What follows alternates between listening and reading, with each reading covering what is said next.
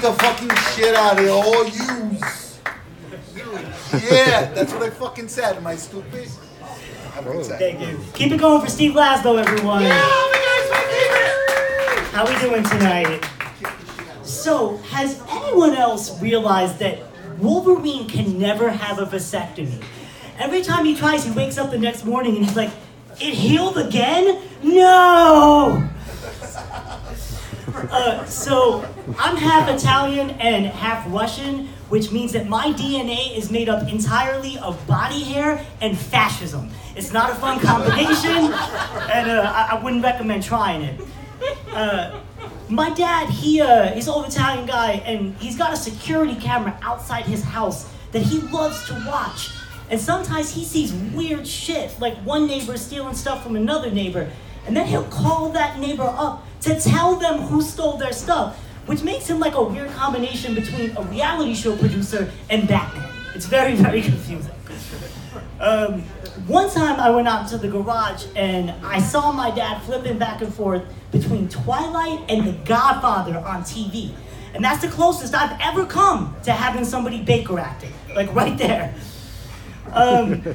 So as a little kid, people always tell you, never get into a car with a stranger and never accept candy from them. So things got real weird when my Uber driver tried to give me a candy cane. We already broke one rule today, bro. You trying to set a record? I found out recently that there's a kids game called Mexican Train Dominoes.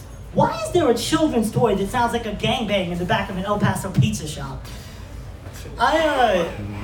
Man, I wish I could have been friends with Jesus, if only because he would have made the Olive Garden irrelevant. I could have had unlimited breadsticks for life if I had been on that team. I heard that the Black Plague is making a big comeback recently, which gives a whole new meaning to the phrase, a case of nostalgia. In my wallet, I keep my bar tabs from winning trivia before my health insurance card, because, priorities. I saw a study recently that said that the more intelligent a man is, the hairier he is. So the next time your girlfriend tells you to go shave your back, you tell that bitch to go read a book.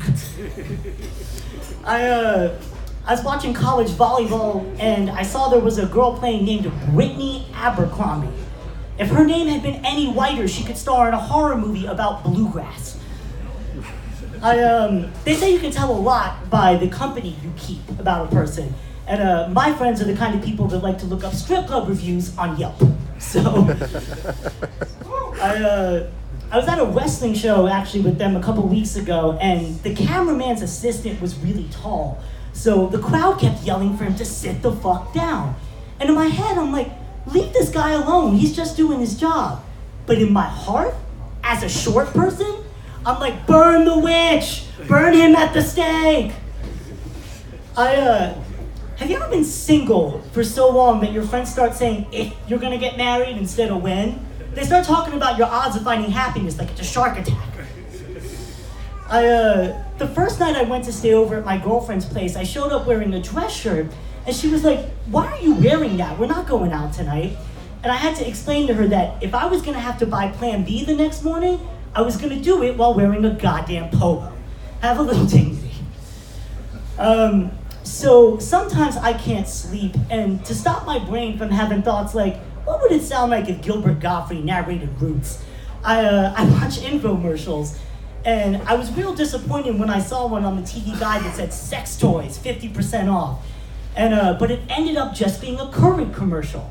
So I need everyone to join me in tweeting #KY, not K-Cups.